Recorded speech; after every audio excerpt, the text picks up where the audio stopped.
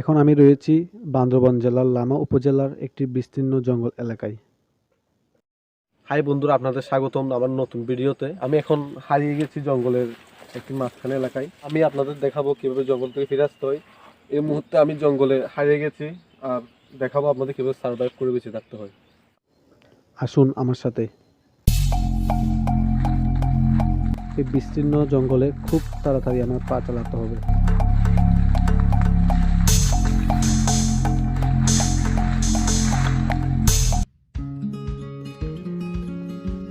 এখনো পর্যন্ত এই জঙ্গলে প্রায় 1400 প্রজাতির উদ্ভিদ এবং 2000-এর বেশি প্রাণী শনাক্ত করা হয়েছে, যেগুলোর পুরোটাই এই জঙ্গল বিস্তৃত রয়েছে। এই জঙ্গলে আসলে অনেক জীবজন্তু ভয় আছে, এবং আমি আপনাদের দেখাবো কিভাবে জীবজন্তুদের মোকাবেলা করে আপনার সহজ গন্তব্যে পৌঁছে যাবেন, এবং দেখাবো কিভাবে সার্ভাইভ করতে হবে। এমন পরিস্থিতিতে নিজের মাথা সব সময় শান্ত রাখতে হবে এবং সঠিক গন্তব্যে পৌঁছানোর চেষ্টা করতে হবে।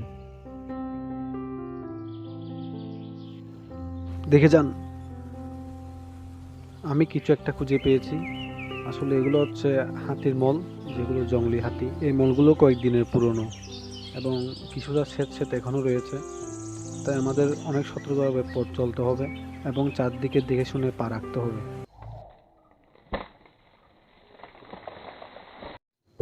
হাজার হাজার বছর ধরে এই জঙ্গলের বিশেষত্ব হলো জঙ্গলি হাতি।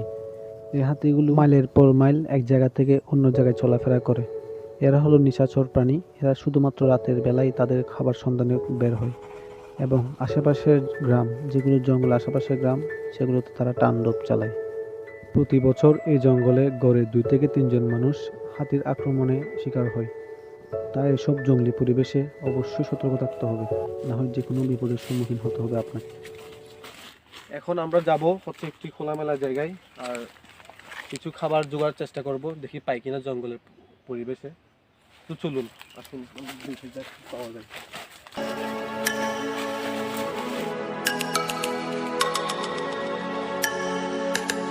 একটি পানির ঝর্ণা পেয়েছি। হয়তো এই পানির ঝর্ণাটি অনেক আগের পুরোনো দিনের, কিন্তু এটার মধ্যে পানি নেই। এই অবস্থায় গ্রীষ্মের রোদের কারণে পানি শুকিয়ে গেছে। এটি আমার যা ধারণা, এটির 1971 সালের যে মুক্তিবাহিনী ছিল হয়তো তাদের, কিন্তু এটি জঙ্গলে পরিণত হয়েছে। হয়তো ঝর্ণাটি নিষ্ক্রিয় হয়ে গেছে। চলুন। আমি একটি ব্যাঙ দেখতে পেয়েছি, দেখা যাক ধরতে পারি কিনা। ধরতে পারলে হয়তো আমার খাবারের কিছুটা অংশ পেয়ে যাব। ব্যাঙ ধরতে দেরি কিসের, ধরে ফেলেছি। ব্যাঙ দুটির সাইজ হতো অনেক ছোট, কিন্তু এগুলো খাবার যোগ্য। প্রচুর পরিমাণ ক্যালোরি ও ভিটামিন রয়েছে এর মধ্যে, যেটি আমাকে চলার পথে অনেকটাই সাহায্য করবে। ও নো, আসলে ব্যাঙটি অনেকটাই কচমচে এবং যতটা ভাবছিলাম খেতে মজা হবে আসলে ততটাই নয়, তাই এসব জিনিস না খাওয়া উচিত। তবে আমি খেয়েছি চলার শক্তি খুঁজে পাওয়ার জন্য। আসলে রাস্তা অনেকগুলো রয়েছে, 2-3টে রাস্তা রয়েছে, তার মধ্যে আমি কোনটা যাবো এখনো জানি না।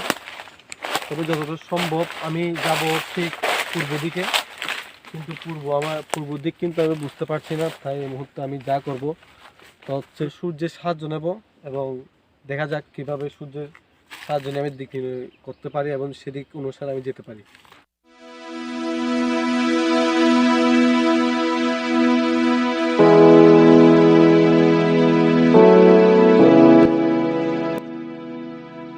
আসলে আমি যা করবো এখন দিক নির্ণয় করার জন্য, তা হচ্ছে একটি লাঠি লাগবে, আর লাঠির সাহায্যে আমি দিক নির্ণয় করবো।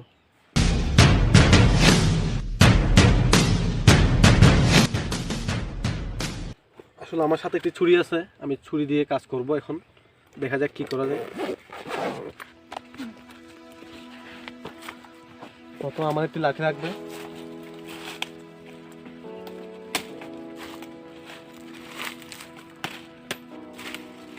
লাঠিটা কিছুটা সুচালো করতে হবে, যেটা মাটির মধ্যে গেঁথে যায়।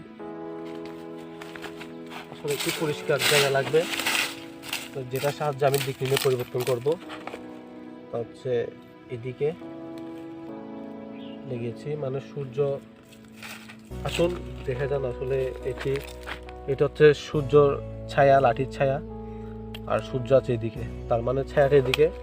ছায়া মানে এদিকটা হচ্ছে পশ্চিম, আর সূর্য এদিকে ছায়া মানে এদিকটা হচ্ছে পূর্ব, এই কোনাকুনি ভাগটা হচ্ছে পূর্ব, আর আর এটি হচ্ছে উত্তর, আর এটি যেটা আছে এটা হচ্ছে দক্ষিণ।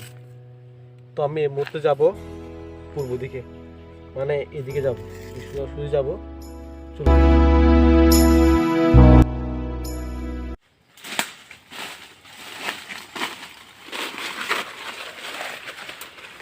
এবার আমি কিছু একটা দেখতে পেয়েছি, একটু থামুন।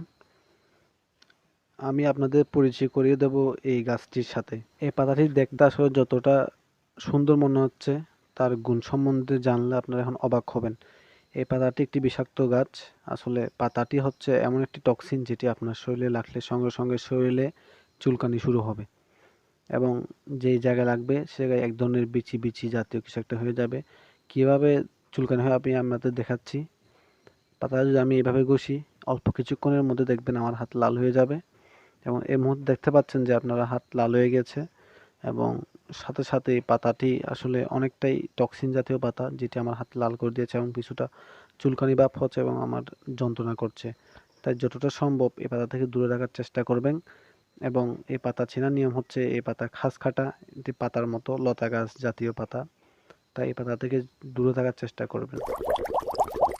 কিছুটা দূরে আমি পানির স্রোতের শব্দ শুনতে পাচ্ছি, আর এখন আমি সেদিকে যাব, কারণ পানির স্রোত মানেই জীবন। আজ জীবন মানে খাবার, খাবার মানে বেঁচে থাকা। আমি একটি ছোট খালের পাশে চলে এসেছি। খালটি দেখে অনেকটাই আনন্দ লাগছে, এবং বুঝতে পারছি যে আমার ঘরে ফেরার সময় হয়েছে, এবং কোনো দিকে কোনো লোকজন দেখতে পাচ্ছি না। খালটি নীরব অবস্থায় রয়েছে, এবং আশেপাশে কোনো দিকে কোনো ঘরবাড়ি আমার চোখে পড়ছে না।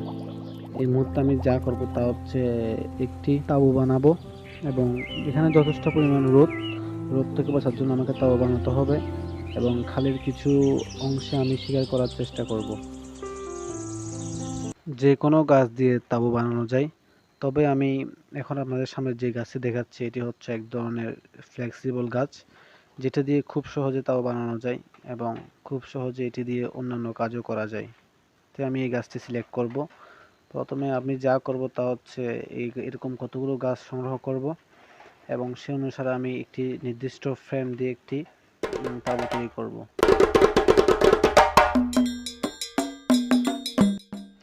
এখন আমার প্রয়োজন মতো অনেকগুলো গাছ কেটে নিতে হবে।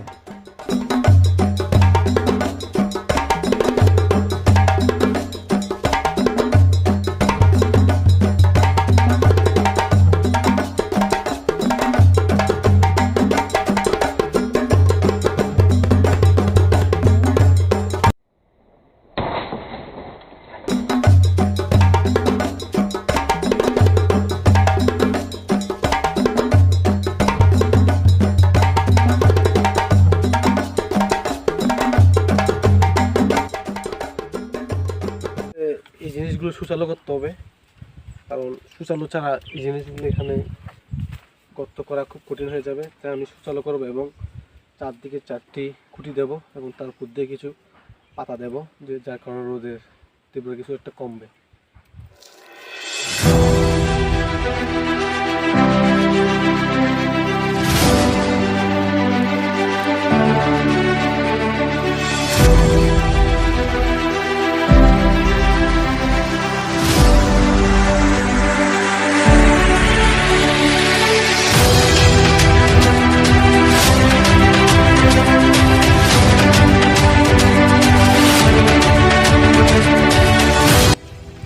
এবার আমি যা করব তা হচ্ছে এটিকে এভাবে ভেঙে, দুই পাশ থেকে ভেঙে এটাকে একটি ফ্লেক্সিবল ডেস্কের মতো তৈরি করবো, যার উপর পাতা রাখবো এবং সুন্দর একটি প্ল্যাটফর্ম তৈরি হবে।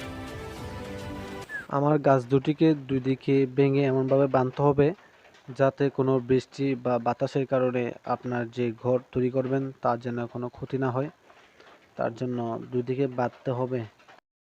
আসলে আপনারা দেখলেই বুঝবেন লতাগুলো অনেক শক্ত ফ্লেক্সিবল, যার কারণে এগুলো দিয়ে অনেক শক্ত কিছু বাঁধা যায় এবং তা অনেকক্ষণ পর্যন্ত ঠিকঠাক থাকে।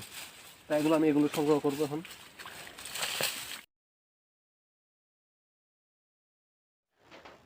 কিভাবে বাঁধতে হবে আমি আপনাদের দেখাচ্ছি।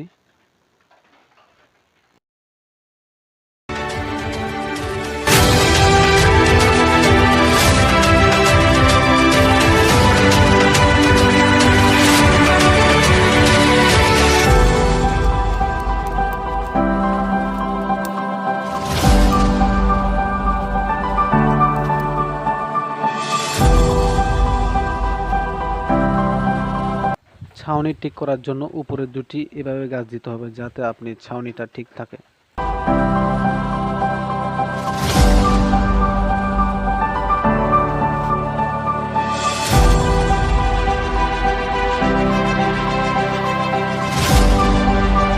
এবার প্রয়োজন ছাউনির জন্য কিছু পাতা, যা দিয়ে আমি রোদ থেকে রক্ষা পাবো এবং বৃষ্টির জল থেকে আমাকে রক্ষা করবে।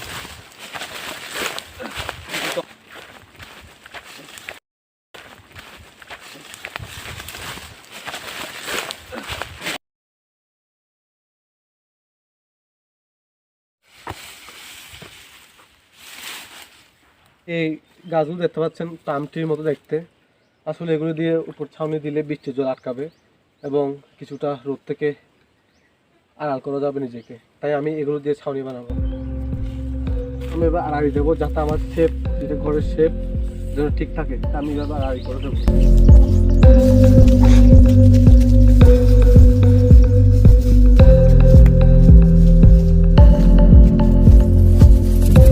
আমার তাঁবু বানানো শেষ এবং তাঁবুটা বানিয়ে আসলে অনেকটাই প্রশান্তি মনে হচ্ছে এবং রোদ থেকে কিছুটা আড়াল করতে পেরেছি নিজেকে, কারণ এই গ্রীষ্মের রোদের কারণে যে কোনো সময় আপনার ডিহাইড্রেশন হয়ে যেতে পারে।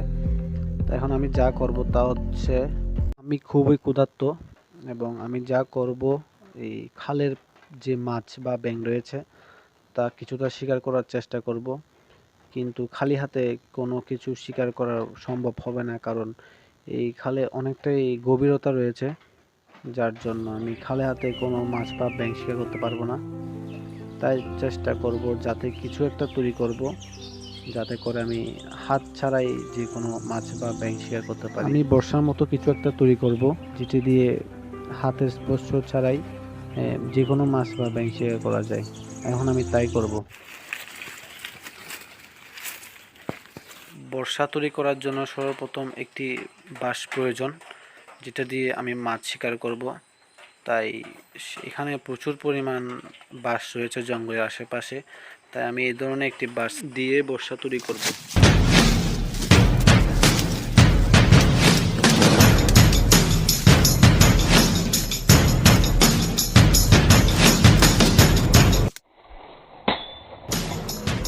আমার বাঁশ কাটা শেষ।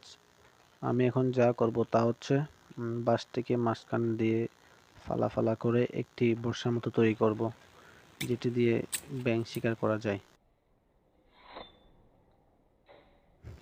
আপনারা দেখতে পাচ্ছেন খুব সহজে আমি বাঁশ দিয়ে একটি বর্ষা তৈরি করেছি, দেখতে আসলে অনেকটা সুন্দর লাগছে। এই মাছটিকে যখন আমি বর্ষা দিয়ে এভাবে মারবো, সাথে সাথে মাছটি কেটে যাবে। বেশিক্ষণ দেরি না করে আমি বেরিয়ে পড়লাম মাছ শিকারে।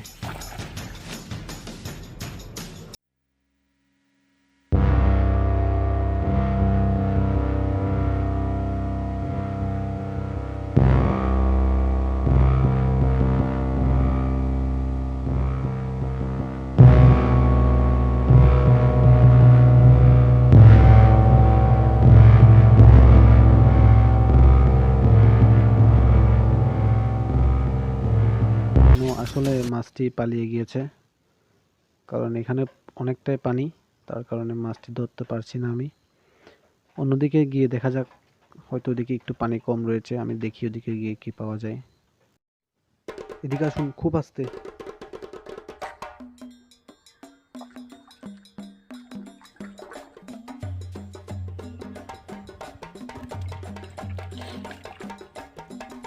অবশ্যই মাছটা ধরতে পেরেছি, এটি একটি ক্যাটফিশ, যা বাংলা এটার নাম মাগুর মাছ। মাছটি আমার জন্য যথেষ্ট নয়, কিন্তু কিছু করার নেই, এই জঙ্গলে এটি খেয়ে আপনাকে বেঁচে থাকতে হবে। দেখতে পাচ্ছেন এটি একটি ক্যাটফিশ, এটাকে আমি এখন রান্না করব, যতটুকু সম্ভব এটাকে খাওয়ার চেষ্টা করব। মাছটিকে আমি মারবো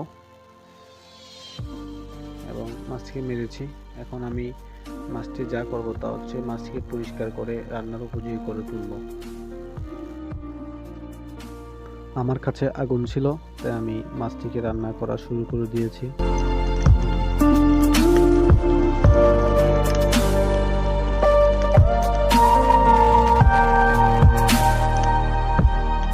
আমার মাছটি রান্না হয়ে গেছে, দেখতে পাচ্ছেন আপনারা। আমি এটাকে খাবো।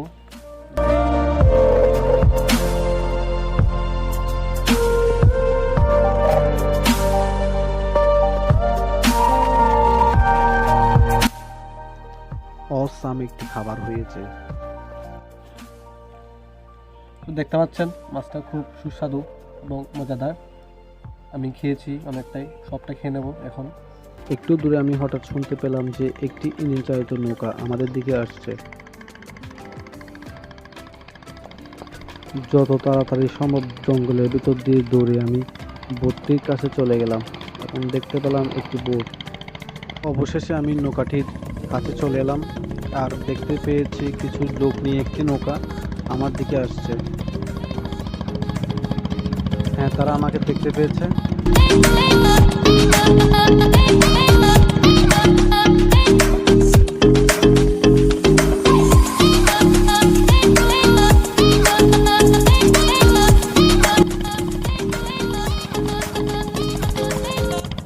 Good bye.